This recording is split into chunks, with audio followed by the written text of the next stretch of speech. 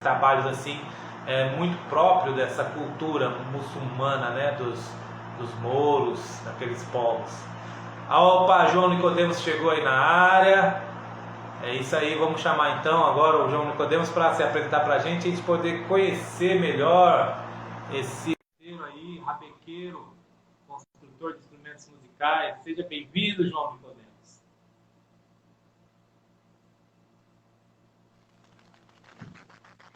Ô, meu irmão. Tudo bem? Me desculpa, rapaz, esse negócio de 8h17, eu não consegui chegar a 8h17.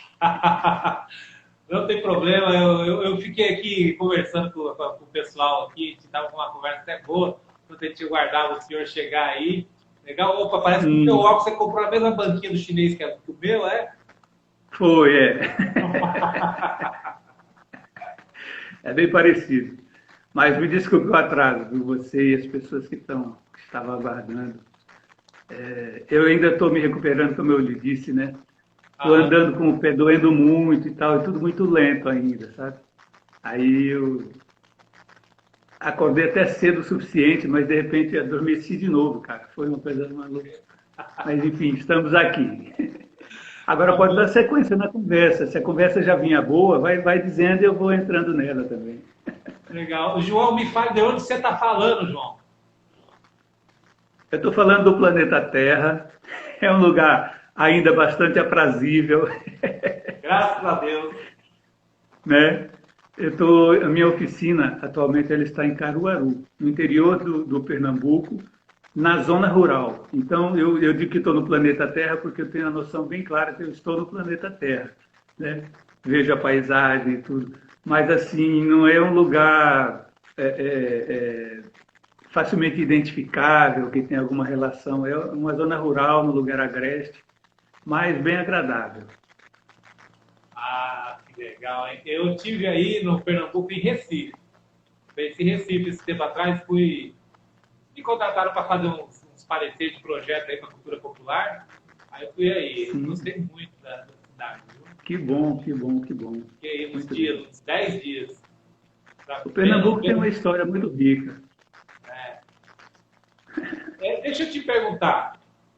Você iniciou o seu trabalho com rabeca, assim, vem de família ou você é um pesquisador? Conte como é que você iniciou esse trabalho de rabeca, para a gente entender um pouco. Interessante, essa é uma boa pergunta, muito boa, porque ela toca num tema que me interessa bastante, que é a cultura popular enquanto continuidade, né? Como é que a gente recebe a cultura popular, como é que a gente recebe esse conhecimento, e como é que a gente adquire e passa ele adiante, né? Que é um processo que na cultura popular acontece assim, né? Em família, alguém da família que fazia, ou que fazia um instrumento, ou que tinha uma prática cultural, e às vezes a família toda tem aquela prática cultural, né? Nós temos famílias de rabequeiros, nós temos famílias de pessoas do reizado, por exemplo, da banda cabaçal. Então, são tradições muito antigas, né? E a rabeca é uma tradição muito antiga. No meu caso, como eu sou assim bem nômade, né? Eu nasci no interior de São Paulo, meu pai era cearense.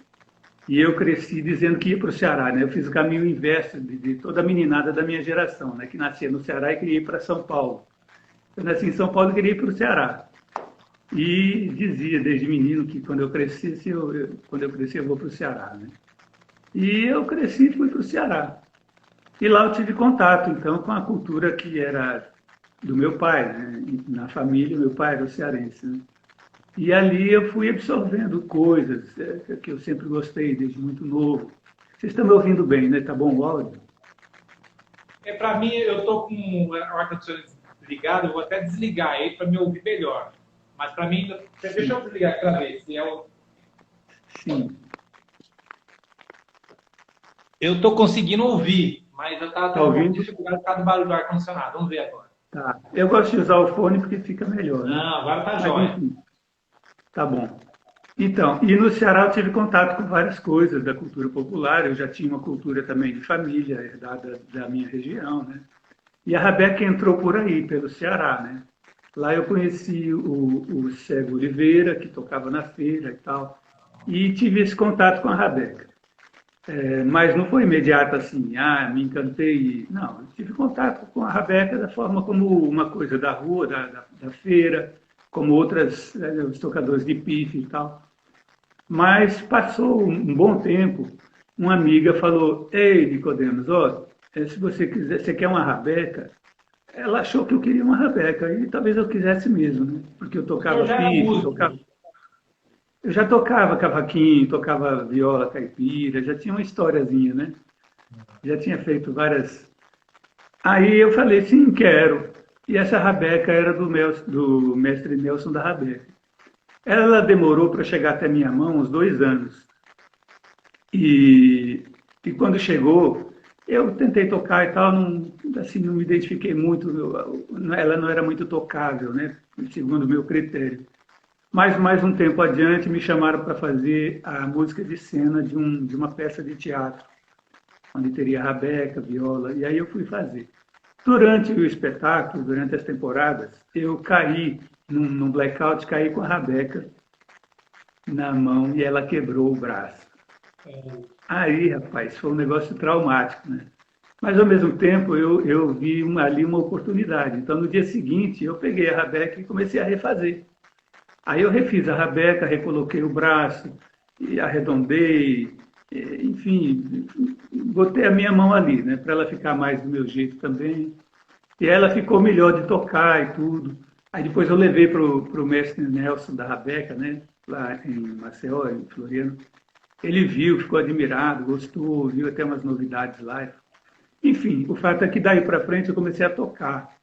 E fiquei com aquela gana de fazer, porque todo lugar que eu tocava aparecia um menino chato dizendo, tio, foi você que fez, é? E aí eu ficava, não, não. Deixa eu te perguntar, porque é interessante isso aí. Então você pegou e começou a consertar a rabeca, mas você já tinha alguma experiência com artesanato, alguma coisa assim, ou foi assim, Bom, intuitivo?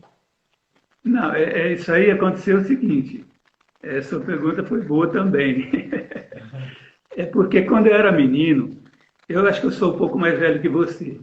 Na minha infância, não tinha chegado ainda o que depois chegou com o nome de matéria plástica, que era qualquer objeto de plástico, que era o polímero, que derretia, colocava numa forma, enfim, a matéria plástica, o nome era matéria plástica, né? Hoje tem uma infinidade de polímeros que se faz as coisas. Mas os brinquedos, a gente não tinha brinquedo, não tinha loja para comprar brinquedo. Então eu fazia o brinquedo com lata, fazia com casca de coco, fazia com pedaço de pau, arrancava um balaústre da cerca e fazia uma espada, entendeu? E eu fazia para mim, e fazia para os meus irmãos, que eu tinha 4 irmãos, e fazia para os vizinhos também, porque aí a gente brincava todo mundo, era todo mundo com espada, todo mundo com flecha, todo mundo com... Entendeu? E desde criança, isso com a faca da cozinha, pega escondido, né? Então, já era uma coisa desde menino que eu tinha que resolver, eu tinha que ter brinquedo, né? Criança tem que brincar. Aí eu pegava um pedaço de pau e uma faca e fazia o brinquedo. E assim eu comecei a desenvolver. E quando eu fui pegar a rabeca, então, eu já tinha inclusive estudado numa escola industrial. Já com 10 anos, eu tinha mexido um pouco na marcenaria, um pouco na serralheria. Aquela escola industrial daquela reforma dos anos 70, que eu não sei se você pegou, mas eu peguei. Eu Não, entrei não. por ali. Então, eu já tinha habilidade manual e já tinha gosto e tinha necessidade de mexer, né? Porque o que faz é a necessidade, né? É. Aí, quando eu fui pegar a rabeca para consertar, um canivete era uma ferramenta muito especial, né? Já conhecia há muito tempo. Foi por aí. Aí, bom, você quer saber como foi que eu aprendi a mexer com a rabeca, né? A Sim. partir daí, a partir daqueles meninos que vinham perguntar, e aí, tio, foi você que fez? Eu dizia, não, essa aqui eu só reformei e tal. Um dia eu falei, cara, vou fazer a rabeca. Eu ganhei um toquinho de cedro e era uma Copa do Mundo. Eu não me pergunte que ano foi, porque eu não registrei, não me interessei. Não me interessa muito por esse negócio de data, não, sabe? Eu gosto de história, mas não quero saber quando foi exatamente. Algumas eu sei, outras não. Aí eu passei a Copa do Mundo, em vez de ver no jogo, fazendo a rabeca. Eu acordava sabendo coisas, e aí ia lá e cutucava e fazia. Fui numa marcenaria de um amigo e Isso fiz a lá no primeira Real, rabeca. Isso no Crato, no crato. né?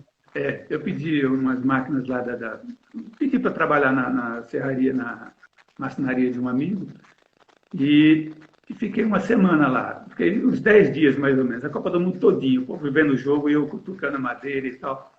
E o curioso é que eu ia dormir e acordava de madrugada, ia lá, lesava, e olhava e tal. E no dia seguinte eu estava trabalhando e estava assim, fazendo alguma operação que eu não sabia no dia anterior, entendeu? Eu estava fazendo e falando, mas eu não sabia isso. Aí eu comecei a perceber que eu sonhava, porque eu não sabia fazer ainda como é que eu ia resolver tal situação, né? Você mexe com madeira, você sabe as dificuldades que tem, né? Lógico que depois que a gente aprende, tudo fica tranquilo, né? Mas eu ainda encontro algumas, porque eu sempre reinvento a forma de fazer a rabeca, eu faço a rabeca de mais de 30 maneiras diferentes. Então, eu ainda tenho isso, ainda tenho uma coisa que eu falo, tem que resolver isso aqui, como é que eu vou fazer, né? Mas alguma parte do meu aprendizado de ficar por lá está lá. Ai, que legal, hein? Muito legal. Legal mesmo. É. O senhor esteve falando do Cego de Oliveira, uma figura ícone no mundo da rabeca, né? Da música de rabeca. Cego Oliveira, ele, na verdade, são dois Cego Oliveiras. O pai, né? Que eu conheci quando cheguei no Ceará, muitos anos atrás, mas ele morreu e em seguida ficou o filho. Tocavam os dois juntos na feira. E aí o filho, que também ficou com o nome de Zé Oliveira, e também era cego, ele ficou até alguns anos recentes tocando e tudo. E é um ícone, né? Ele tocava na feira, ele sabia cantar vários cordéis, várias histórias, tocava bem. É um ícone. E tem um outro cego rabequeiro no Ceará, no Crato, do Crato, né? Também muito icônico, que é o cego Aderaldo, que tem uma história incrível também, muito, muito interessante. Já é bem mais antigo, né? Esse aí é do início do século passado. Então, o Cego Aderaldo, então, ele é anterior ao Cego de Oliveira? Sim, ele é do início do século passado. Olha só. Ele é do período que ainda não existia, para você ter uma ideia da história dele.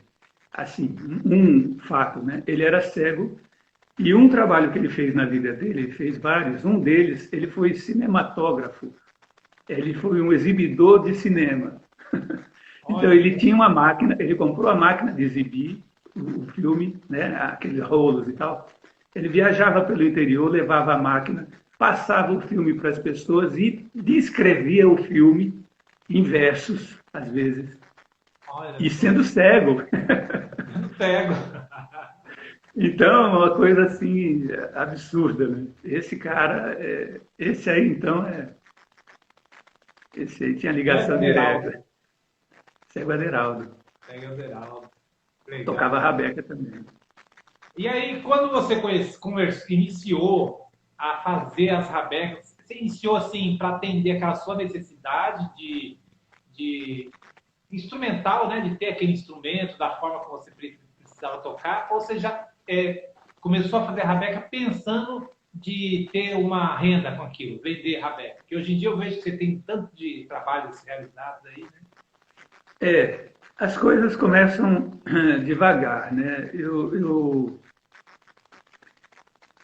não faço assim um plano, vou fazer tal coisa, isso vai resultar naquilo e tal. Eu nunca fui assim. Eu sou ariano e vou fazendo as coisas, entendeu? Vou abrindo o caminho e agora já estou um pouco mais sereno, né? Que a idade vai chegando, a gente fica mais tranquilo, né? Pelo menos já não quer arrebentar a porteira com a testa, né? Já pede licença para entrar. Mas essa coisa da rabeca na minha vida, ela veio chegando devagar, né? Depois que eu fiz a primeira, eu gostei de ter feito a primeira, mas ainda ela não tinha um som e tal, então eu quis fazer a segunda. Aí fiz uma segunda e fiz uma terceira. Já assim, sempre buscando um som, né? Porque é como se tem um som na minha cabeça, na minha memória, ou no meu desejo, e eu fico buscando aquele som, né? Eu fico perseguindo aquele timbre e tal. Então, isso foi uma coisa que me moveu. Aí, depois, as pessoas começaram a se interessar. E aí, eu comecei a fazer para vender, né? Mas eu não faço assim, até hoje eu não tenho estoque de rabeca, não faço rabeca assim, vou fazer e deixar aqui para vender. Não, eu nunca fiz isso. Geralmente eu faço por encomenda, uma pessoa me liga e aí eu converso, faço uma entrevista com ela, grande, fica até meio chato, porque as pessoas falam, pô, cara, só quero uma rabeca. Pois é, mas eu quero saber quem é a pessoa, quero saber o tamanho dela, o gosto musical, se ela já toca, se ela não toca, que instrumento ela toca, o que ela quer com a rabeca. Porque tudo isso vai entrar na rabeca que eu vou fazer para ela, né? Já que o meu jeito de fazer, eu escolhi fazer, a gente vai escolhendo, né, Leonel? E eu escolhi fazer a rabeca dessa forma. Então, eu vou fazer uma rabeca para Leonel. Eu quero saber quem é Leonel, o que ele faz, que tipo de som ele gosta, se ele já conhece o instrumento, se ele já conhece o que ele espera e tal. E vou buscar atender o melhor possível dentro disso. Não quer dizer que eu atenda, não, sempre e todas as expectativas. Não é assim. Mas, quando eu fizer a rabeca para Leonel, a rabeca vai ser de Leonel. Ele vai olhar, eu vou olhar, vou saber, essa rabeca é de Leonel. Por isso, isso e isso. Né? São instrumentos personalizados, né? Tem a ver com a pessoa que encomendou e comigo, lógico, que fiz. Né? E quando eu estou fazendo também, tem uma ligação mental, emocional que acontece de eu fazer meditando, pensando a pessoa. Enfim, tem algumas ligações aí bem interessantes. Né? O senhor esteve falando do seu início aí, fez a primeira, fez a segunda, a terceira. Quais foram aquelas dificuldades principais que o senhor enfrentou nesse início? Para fazer a primeira, por exemplo, depois a segunda. Como é que foi isso?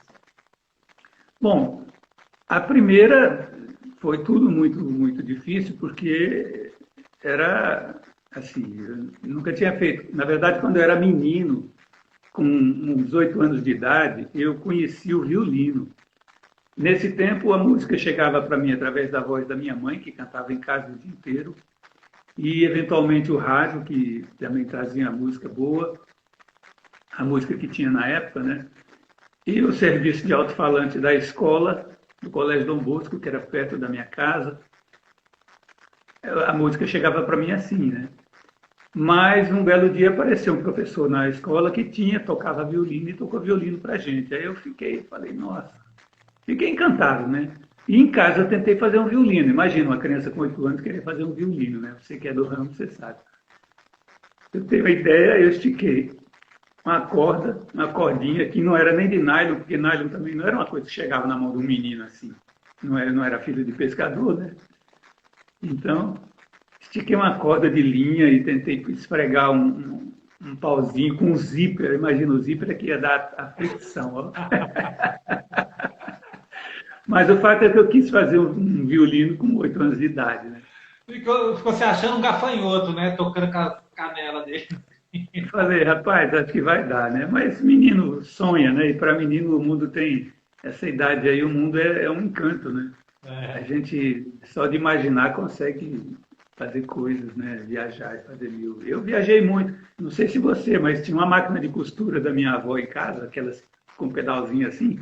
Eu entrava embaixo da máquina, debaixo da saia da máquina, quando ela não usava, tinha uma roda. E ali aquilo era a minha nave espacial, cara. Brinquei mais isso aí. Minha mãe tinha uma faca, desse jeitinho aí. Cansei de prender o dedo naquele pedal lá embaixo, brincando lá, fazendo tudo assim, pá, prendi o dedo. Aí você me perguntou da principal dificuldade. A principal dificuldade assim, eu logo imaginei, eu fiz de coxo. A primeira que eu fiz foi de coxo. Eu tenho algumas classificações segundo as formas de construir, porque são muitas formas, e aí eu vou dando as classificações. Né? Então, essa de coxo, eu fiz com a furadeira. Não enxó não. Eu usei uma furadeira de bancada e fui furando, aí depois eu fui escavando e tal, para fazer o coxo. Né? E o difícil foi encaixar o braço, principalmente, né? Porque eu não tinha noção da força que ela ia ter que resistir e tudo mais. Mas resolvi, fiz. Até hoje a Veca está lá e toca. Aonde? Em Tóquio? Não, até hoje ela toca. Até hoje ela está aí com o senhor? Está comigo, não está aqui, está em João Pessoa. Ah, que pena. Não, aqui eu tenho pouca coisa. Eu tenho oficina lá no quintal, né? porque é uma moradia assim, é meio um acampamento, né? Uma coisa. É uma moradia boa, né? Suficiente para eu ficar e tal, e sem ter grandes carências. Mas não é exatamente a minha casa, né? Entendeu? Então muita coisa não está aqui, não. Eu sou meio espalhado no mundo, cara. Mas aí as dificuldades a gente vai aprendendo, né? Vai fazendo e tal. Depois eu fiz, já bem depois, quando já fazia rabeca, já tocava e tudo. Aí eu entrei no mestrado na área de etnomusicologia, na Universidade da Paraíba, né? Na Federal da Paraíba. E fui pesquisar um senhorzinho que tinha 84 anos e que fazia rabeca há mais de 60 anos. Fazia tudo, né? Ele fazia o que ele precisasse. Ele chegou a dizer, não, se eu precisar de uma perna de pau, ele tinha diabetes. Não, eu vou comer, se eu achar. Se tiver, eu corto a perna e faço a perna de pau e vou para o mundo. Ele fazia qualquer coisa. Ele era um cara incrível, sabe? Um senhorzinho assim. E também engenhoso, né? Como eu demonstrei agora. Deu para perceber. Mas aí eu fiz a pesquisa com ele, passei os 2 anos do mestrado, 1 ano e meio pelo menos, eu passei na oficina dele, construindo a rabeca com ele. Fizemos algumas rabecas, e eu descrevendo, e anotando, e filmando, e gravando as formas dele trabalhar. E foi onde eu confirmei algumas coisas que eu sabia e aprendi outras que eu não sabia com alguém, né? E hoje eu faço rabeca, muita coisa eu ainda invento também, ferramenta e formas de fazer.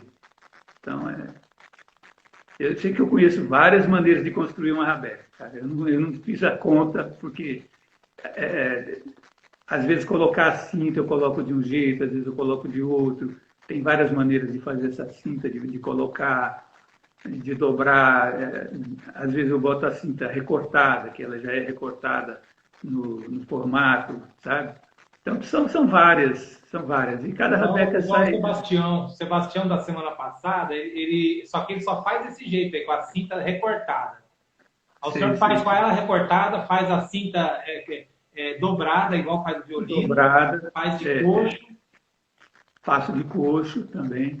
E na recortada tem algumas formas, na recortada não, na dobrada, cinta dobrada, tem algumas maneiras de fazer a fixação, né? Uhum. Uma delas que eu acho muito interessante, mas dá muito trabalho, foi que eu aprendi com o senhor Antônio Merengue, que é esse mestre que eu fiz a minha pesquisa com ele, né? Uhum. Que a gente escava o lugar onde vai encaixar a cinta, a gente escava nos dois. O pessoal chama de tampo, né? Eu chamo de texto, que é a nomenclatura que ele usava na região e tal. Então a gente escava. Eu não entendi o nome. Texto. T-E-S-T-O. Ah, texto. Texto, o de cima e o de baixo. Então a gente escava o jabre, que é o nome do espaço que a gente escava no texto, embaixo e em cima, e aí encaixa a cinta e cola ali naquele veio, sabe? Então, assim, uns 2 milímetros e tal. Faz como um canal. É um canal, exatamente. Faz o canal, né? Assim, né? Mas isso é na goivinha e tal, é um trabalhinho, né? Só que ela fica boa, fica muito legal, sabe? E eu gosto de fazer assim. Algumas eu faço assim. Outras eu boto reengrosso na cinta, ou então boto reengrosso no texto. E, enfim, cada vez tem um mistério melhor para resolver. Oh, que interessante. São várias. O senhor desenvolveu várias formas de construção do instrumento, né? E já ensinou alguém a fazer? Já dei algumas oficinas. Eu já dei algumas oficinas. E atualmente até eu tenho dado aula para umas crianças de 8, 9 anos. Olha aí. Mas lógico que não entrego ferramenta de corte e tal, elas vão na lixa, vão na lima e tal, para aprender o gosto da coisa, né? Na verdade, eu faço a parte mais, eu já entrego a peça cortada, não vou dar uma serra, não vou botar em risco a criança, não pode. Mas o que interessa é eles descobrirem que podem montar, por exemplo, pegar as partes da lateral, da cinta, né? Que aí no caso deles é recortada. Aí eles montam aquele quebra-cabecinha em volta e tal, porque não é uma peça só. E tudo isso desenvolve na criança o gosto, né, pela construção do instrumento. Eu vi um vídeo no seu canal do Instagram. Sim, pois é, esse aí é recente. essa criançada está comigo. A Né? criança tá lá montando as rabecas com o kit, né? Vem um kit já com as peças, tudo aí eles vão colando, não é isso? Eu estou fazendo o kit, né? Estou fazendo a rabeca, é o kit, na verdade, e eles vão me ajudar a montar, e algumas peças a gente vai colar, eles lixam, eles passam a lima em algumas partes, assim, para ter aquela sensação boa de estar fazendo o instrumento, né? É muito E aí legal. tem outras pessoas, tem várias pessoas que fizeram oficina comigo já, e algumas seguiram fazendo, algumas fazem rabeca, vendem até muito mais do que eu. Olha só. Né? Que já Porque aí aprenderam com o senhor. Aprenderam com o senhor e agora é uma profissão para a pessoa. Exatamente. Aí depois que a pessoa aprende o sentido da coisa, e hoje também se pesquisa muito na internet, né? Tem muitos amigos que ensinam também as coisas. Então, hoje, remetendo à sua primeira pergunta, que eu achei muito importante, né? Como é que essa tradição hoje ela está? Como é que essa tradição, eu recebi essa tradição? Recebi assim, né? Eu inventei, depois fui atrás e aprendi e invento formas de fazer. Então, no meu caso, não é uma tradição que eu herdei de família e tudo, né? Alguns são assim. Mas hoje já existe uma outra forma de transmissão desse conhecimento, que é via internet.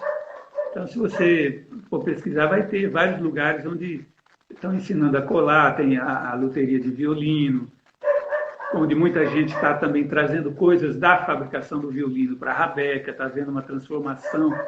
Inclusive, isso é uma área da pesquisa que me interessa escrever a respeito e tal, mas eu estou mais, no momento, mais fazendo a rabeca do que como pesquisador, produzindo pesquisa. Né? Eu faço a pesquisa, mas não estou produzindo. Então, eu estou observando isso, está havendo uma transformação muito grande na construção, nas formas de construção da rabeca, devido justamente à forma de comunicação e o aprendizado pela internet. Então, muita coisa da luteria do violino está chegando na forma de construção da rabeca, que eu não considero, eu considero luteria popular. Eu e pesquisadores também, né? Eu sou só um pesquisadorzinho, né? Mas tem pesquisadores bem mais sérios que fazem isso, a luteria de violino, de violoncelo, enfim, a família da orquestra, uma luteria. E tem a luteria popular, que é essa da onde eu venho, onde eu me inseri, né? Que é a luteria que não tem uma tradição, que não tem uma estrutura científica determinada, onde as colas são diferentes, onde as ferramentas são inventadas, onde, entendeu? Aí está havendo até uma migração de ferramentas da luteria de violinos para a construção da rabeca. Então a rabeca, por consequência, está passando por transformações também. Eu vejo isso, como pesquisador, eu olho isso com interesse. Eu vejo que é interessante para eu pesquisar. Mas, enquanto construtor de rabeca, eu até nem uso a palavra luthier por isso, porque é a luteria popular, né? Me considero mais artesão. Eu vejo com preocupação, porque está havendo uma transformação na maneira de construir e no resultado sonoro, no resultado final do instrumento. A rabeca está ficando muito parecida com o violino. Eu não acho isso bonito, não. Não acho... Enfim, rabeca é rabeca, violino é violino. Não tem que ficar copiando e ficando parecido, querendo ser violino, né? Embora, veja que interessante, embora o som da minha rabeca, ela não é aquele som fosco que é comum ter nas rabecas da luteria popular. É um som mais brilhante e tal, que está no meio do caminho. Mas é porque é esse som que eu quero, não é que eu queira fazer um violino, e nem quero que tenha o som de violino. Mas, quer ver aqui? Pega aí pra gente ver. Ó, essa rabeca é uma rabeca já das antigas minhas, sabe? Que madeira é essa? Isso aqui é emburana de cheiro. Emburana. É cheirosa, além de tudo é cheirosa. É bonitinha, redondinha, gostosinha e cheirosa. Veja o som, por exemplo. Tem umas pinturinhas, hein? Tem, então, porque, cara, eu faço as coisas. Eu sou um buscador da beleza, né? As coisas, eu não faço só rabeca, eu faço marimbau e toco, pinto, canto, represento, eu faço mil coisas. Eu sou um buscador de beleza, então, quando eu faço rabeca, eu estou buscando. Veja o som dessa rabeca. Oi.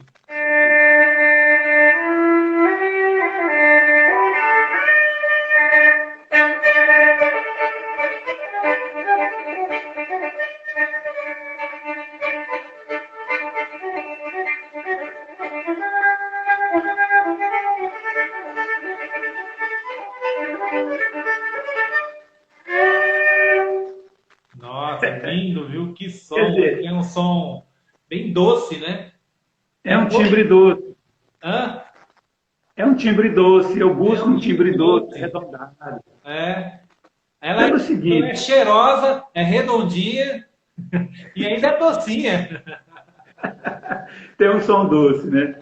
Então, é o som que eu busco, né? As minhas rabecas têm isso. Mas eu posso fazer ela com som rouco também e tal. Porque o que acontece é que com o timbre, você que é do ramo e as pessoas que estão vendo, ou que venham a ver também esse programa, né?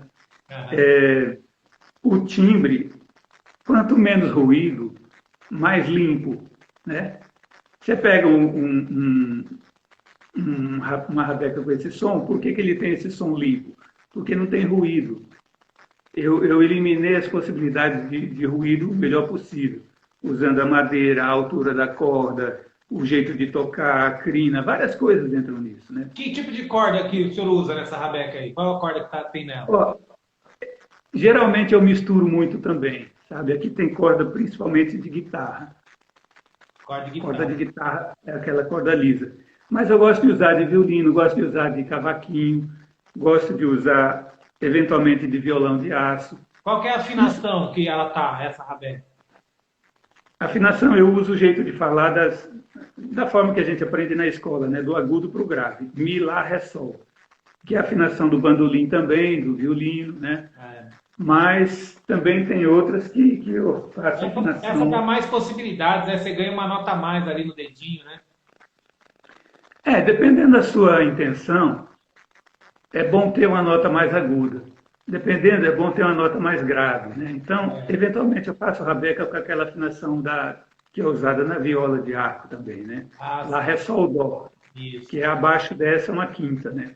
Também usa. Também se usa muito si, mi, lá, ré, que é... No fim, tudo é a mesma afinação. Vamos tirar essa dúvida. Qual é a afinação? A afinação é a mesma. É uma ordem de quintas. Né? Essa ordem de quintas é a mais ampla, né? É a mais comum, né? Não é a única, tem muitas outras. No Paraná se usa outras. A do Nelson da Rabeca é outra. A do Zé Oliveira era outra. Enfim, e eu também invento algumas às vezes, né? Em quartas, terças, quartas e quintas. Enfim, é bem interessante. Mas quando tudo é em quinta, é a mesma afinação em tons diferentes. Então, o que se usa hoje, mais comumente, é afinação em quintas. Muitas vezes o mais agudo é o mi, lá, ré, sol. Às vezes é o fá sustenido, quando a pessoa vinha de si, mi, lá, ré, e acrescenta uma mais aguda. Então vai ser fá, si, mi, lá, ré. Fá sustenido, si, mi, lá, ré. Que é o que é usado no Pernambuco quando se faz... Já tem um trítono ali, né? Já bota o trítono ali na rabeca para dar aquele tchan. Já vibra, né? Enfim... Geralmente quem canta repente com rabeca, hoje não é tão comum isso. Usa isso porque fica mais fácil de fazer aquele floreio, já fica o acorde pronto ali e tal. É coisa da intuição, ninguém fez isso, foi para a escola para aprender a fazer isso, não. Os caras faziam na intuição. Como diz, né, no meio do gente, de ouvido. Nós aqui que fomos para a escola, estudamos e vamos lá e analisamos e concluímos. Mas eles faziam intuitivamente, não tinha essa escola. Não. João, deixa eu te fazer uma pergunta. Eu estou querendo te fazer uma pergunta a respeito dessa rabeca. Qual é a cola que você utiliza para colar ela? E tem uma... Vamos ver essa resposta. Qual que é o tipo de cola que você utiliza para fazer? Né? Então, quando eu comecei, eu usava aquela cola branca de madeira, para madeira, né? Mas, durante o tempo, à medida que foi passando, e eu pesquisando também minhas ideias e tudo, falar nisso eu preciso mostrar, não sei se eu preciso mostrar, se você conhece, eu tenho um livro da minha dissertação de mestrado, eu fiz o livro, né? E nesse livro eu trato, inclusive, disso, da cola. Eu quero que você mostre, eu não conheço ainda, não. Eu vou te mostrar a capa, eu vou fazer um relançamento dele em breve. Legal. Mas aí eu usava essa cola de PVC, que a gente chama cola branca, né? Só que ela é um amortecedor, né? É amortecedor. Ela cria uma camada entre a madeira e outra e a vibração já se perde ali um pouco, né? É borracha, né? E eu fui pesquisar outras colas e eu gostei e tenho usado mais a cola que eu chamo de cola de boi. É a cola orgânica, né?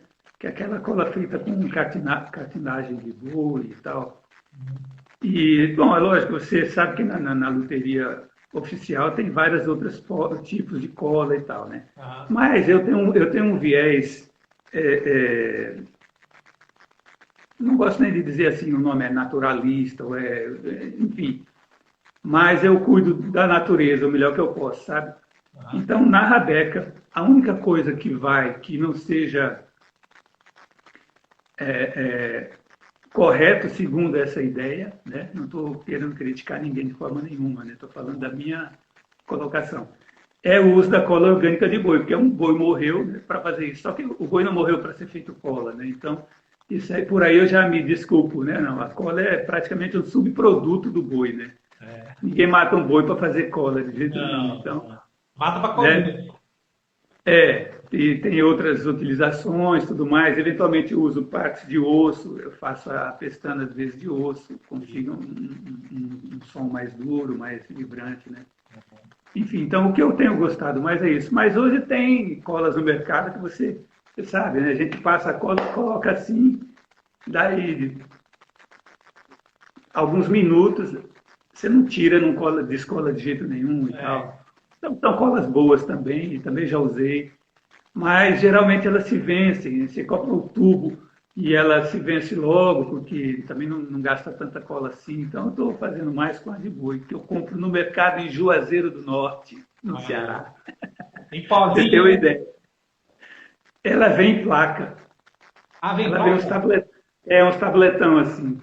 Ah, Quer dizer, eu comprei e tenho, eu não sei como é que eles estão fazendo agora, né? Já tem alguns anos.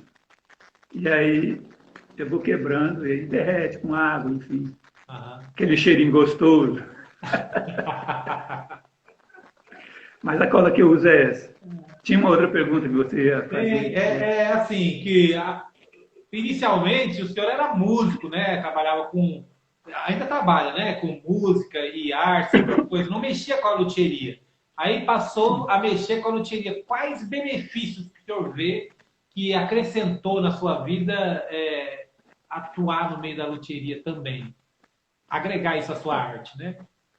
Rapaz, você, além de um grande luthier, que eu tenho visto algumas coisas, eu vejo que você publica eventualmente, eu sei da sua capacidade, da qualidade do seu trabalho, e também ensina, né? Então, parabéns por isso tudo. Você é um bom perguntador também, porque você não fez uma pergunta na trave até agora, né? Porque a pergunta, ela é o anzol, né? Com a isca. Você joga, você só vai pegar o peito se a pergunta for boa, É. né? E você até agora acertou todas, não teve uma pergunta assim que eu falei, bom, vou responder essa aí rapidinho, passar a bola. Eu treino bastante, viu, João? Que legal, muito bom, viu? Muito bom mesmo. Então, o que acrescentou? Bom, primeiro que a primeira rabeca que eu fiz, e a primeira rabeca que uma pessoa faz, e você tem a noção disso, que você também ensina pessoas a fazerem, né? É como se fosse um rito de passagem, né? É um rito de passagem. Assim, quando o menino é menino numa tribo, né? Numa tribo indígena, e aí ele passa por um rito de passagem, e dali para frente ele é um guerreiro, né? Dali para frente ele é um adulto, ele já tem direito de andar com a flecha, de caçar, enfim, isso para dar um exemplo nessa sociedade que a gente conhece, né? Os indígenas, que a gente conhece um pouco, né? Então, é esse rito de passagem. Quando eu fiz a primeira rabeca, eu cresci dentro de mim, né? Eu falei, cara, sou capaz. Então, é um empoderamento gigantesco. Principalmente porque quem já toca e sabe o poder que tem a música, sabe o quanto a música faz bem para quem toca e para quem ouve, né? E o quanto a música salva, porque eu só tenho saúde, meu amigo. Saúde mental, saúde física, e estou aqui tranquilo nesse mundo absurdo que a gente está, porque o mundo está um absurdo, né? Se a gente pegar o país, se a gente pegar o mundo, está uma loucura que é inexplicável. Por que eu ainda estou saudável e vou seguir saudável? Porque eu faço instrumento, porque eu toco, eu trabalho com arte, trabalho com a beleza, com conhecimento. Então, isso me mantém vivo e com saúde. Então, eu sei a importância que a música e que a arte tem. A poesia como uma representação de todas as artes, né, que eu gosto de usar esse termo. Então, por aí eu mantenho meu equilíbrio mental, espiritual e várias outras formas de saúde eu adquiro produzindo e consumindo beleza, poesia, música, arte em geral. Então, quando eu fiz a primeira rabeca, eu me transformei. Né? Eu não estou falando assim, fazendo uma exaltação, estou falando o que eu senti. Né? E é o que acontece. É o que acontece com as pessoas. Isso também acontece com as comunidades, porque numa comunidade que tem aqui ir até outra comunidade para conseguir fazer uma festa, dançar um coco, tocar uma zabumba e tal, porque na dele não tem, a dele não está emancipada ainda. Mas um dia aparece alguém desenvolve a capacidade de fazer a zabumba, de fazer a caixa, de fazer um pife. Essa comunidade se empodera junto com esse indivíduo. Quer dizer, esse indivíduo ele passa a ser um ícone dentro dessa comunidade. Ele passa a ser tipo um sacerdote, um xamã, é uma pessoa que vai está trazendo a música, a possibilidade de tocar. Então, isso, numa comunidade, a gente vendo comunidades, né, mais antigas e tal, isso é um poder muito grande. Ele está se comunicando com os deuses, com o invisível, com os espíritos, né? Imagina. Detentor de um conhecimento que traz progresso para a comunidade, né? É como se fosse a lenda de Prometeu que trouxe o fogo para a humanidade, né? Trouxe o fogo, o cara trouxe a música, o instrumento. Então, com o instrumento vem a música. Com a música vem a celebração, vem a festa, vem o ritual religioso, vem o casamento, a festa do casamento, o pranto das dores, o canto para a guerra, o canto para a paz. Entendeu? É uma coisa gigantesca, maravilhosa, né? Então, voltando para euzinho, né? Quando eu fiz a primeira rabequinha e tal, lógico, eu tive essa sensação dentro da minha vida, como se eu fosse essa comunidade e que eu hoje agora sou capaz de fazer, eu não preciso ir comprar. Eu não preciso ir comprar um instrumento para fazer música, para me salvar. Eu já posso me salvar fazendo a minha música, fazendo o meu instrumento. Né? Deu autonomia, então, né? Me deu autonomia, uma autonomia desse nível que eu estou falando, daquele cara da comunidade que fez o acesso com a música, com os deuses. Né? Então, isso para mim, meu amigo, é a melhor coisa da minha vida, a melhor coisa que aconteceu. E lógico, depois que eu comecei a fazer o instrumento, uma pessoa que toca o instrumento e que construa o instrumento, ela sabe as necessidades que aquele instrumento tem para ser um bom instrumento, para ser fácil de tocar, para ter uma anatomia, uma ergonomia, para ter um peso adequado, para ter um desenho. Porque ela toca, ela sabe o que o instrumento precisa, né? É diferente de um cara que toca e tem que ir lá no luthier e falar, olha, eu preciso de um violão assim um pouco mais magro, porque eu sou pequeno, e aqui é assim um pouco maior, porque eu quero um som assim, o braço tem que ser desse tamanho, porque é minha mão. Quer dizer, esse cara, ele não tem esse poder de fazer isso que ele precisa, né? Quem tem é o luthier, né? É verdade. Entendeu? Então, quando o cara reúne os dois, ele faz o instrumento e toca, o instrumento dele também vai ser melhor. Ele vai sair mais pronto. Porque é muito comum a gente comprar rabeca sem crítica nenhuma. Eu estou falando isso porque é a realidade, né? Eu nunca comprei rabeca, eu só comprei uma rabeca na minha vida. E tenho quantas rabecas eu quiser, né? Então, isso é uma maravilha para mim, né? Mas eu vejo as pessoas comprando rabeca e toda vez que comprar rabeca tem que botar na mão de alguém para regular o jeito que a pessoa precisa. Regular do jeito que a pessoa precisa, né? Entendeu? Já a minha, ela sai do jeito que eu preciso, né? E o melhor possível do jeito que a pessoa precisa, porque eu já vi o tamanho da mão dela, já sei a postura, sei como é que ela vai segurar, sei o que ela quer tocar, enfim. É o jeito que eu trabalho, eu escolhi trabalhar assim, né? Boa pergunta. Valeu, grato, João. João, nós estamos caminhando para o final da nossa live e ao final, quando está chegando esse momento aqui, eu sempre peço para as pessoas dar um conselho para aquelas pessoas que estão pensando em iniciar na loteria ou que estão ali já iniciando. Qual é o conselho que você dá para essas pessoas que estão com essa empolgação, com essa vontade de ser luthier? Olha, eu vou fazer uma autocitação, porque agora mesmo eu falei de como aconteceu comigo quando eu fiz a Rabeca. Eu trouxe a história de uma comunidade, que não é uma, são as comunidades humanas, todas, né? Hoje as coisas estão muito urbanas e tal, muito digitais, né?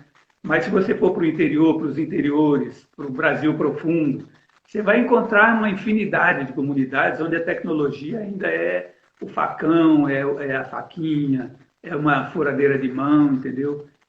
Então, tem muito lugar assim. Então, o que é que eu quero sugerir como conselho, né, que você disse?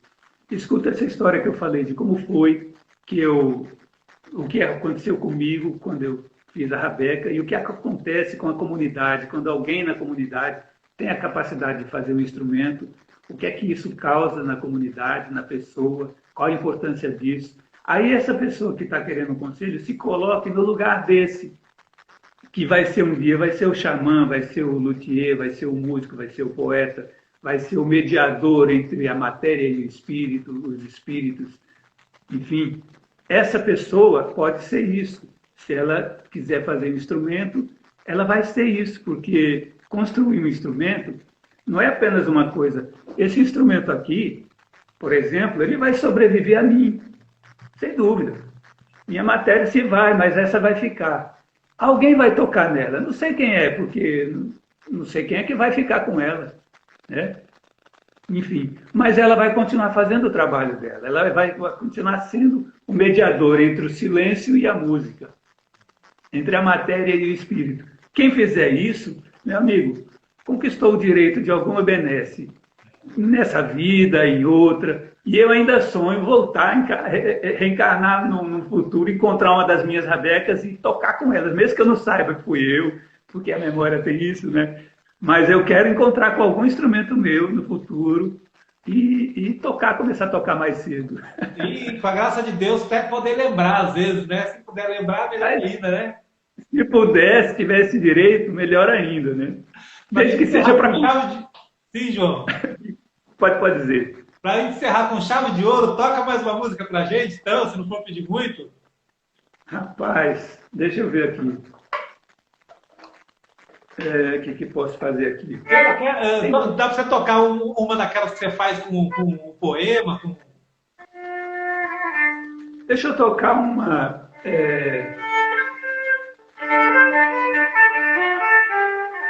Ela fala muito de mim, essa letra. Eita, minha voz está horrível, cara. Não posso cantar, não. Acabou de acordar, né? Faz uma então eu vou tocar vocal aí antes. Vou tocar instrumental, alguma coisinha aqui.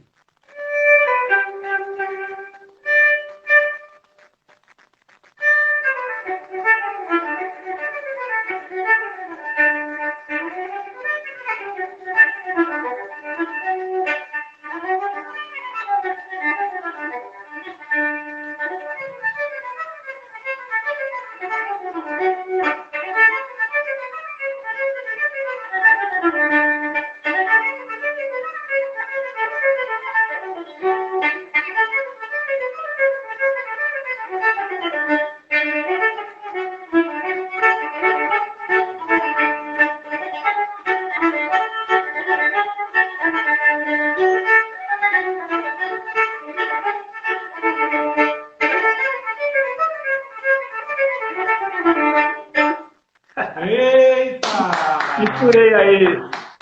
João Nicodemos, pessoal. Valeu, gostei, Léo. Minha gratidão. Muito obrigado. João. Minha gratidão a você. Minha gratidão a todas as pessoas que participaram hoje dessa live. As pessoas que, depois esse vídeo vai estar disponível no YouTube, as pessoas que estiverem assistindo aí no YouTube e que gostaram do trabalho do João, vocês podem acessar o canal dele, João_Nicodemos, não é isso? No Instagram, lá tem diversos trabalhos dele, um trabalho muito bonito, podem conhecer lá, e lá também entrar em contato com ele através do chat lá do Instagram, tá bom? Sim, João. E tem o meu canal no YouTube também, que é Nicodemos Espaço J, que lá tem muita coisa também, tem até algumas aulas de Rabeca, e é a minha produção de vídeo, né? Mais de 100 vídeos lá que eu já postei. Legal. Que tratam de poesia, de música, de arte, essas coisas que a gente conversou aqui. Sou grato a você pelo convite, pela sua simpatia, E quando precisar, quiser falar comigo, estou às ordens. Eu quero aí visitar vocês. Boa! Será bem-vindo, será bem-vindo. Legal. Eu vou lá dar uma olhada no seu canal, ainda não conheço. Eu quero conhecer lá, dar uma olhada no seu canal no YouTube e seguir lá, me inscrever também. Tá bom? Beleza. Um abraço a Tá todos, bom dia. E até terça-feira, Loteria Fácil. Nós temos um programa aqui 8h17 da manhã. Para você que está aí querendo iniciar na loteria, dá uma olhada nos trabalhos que nós estamos fazendo aqui na oficina. Tá bom? Tchau, João. Tchau, tchau.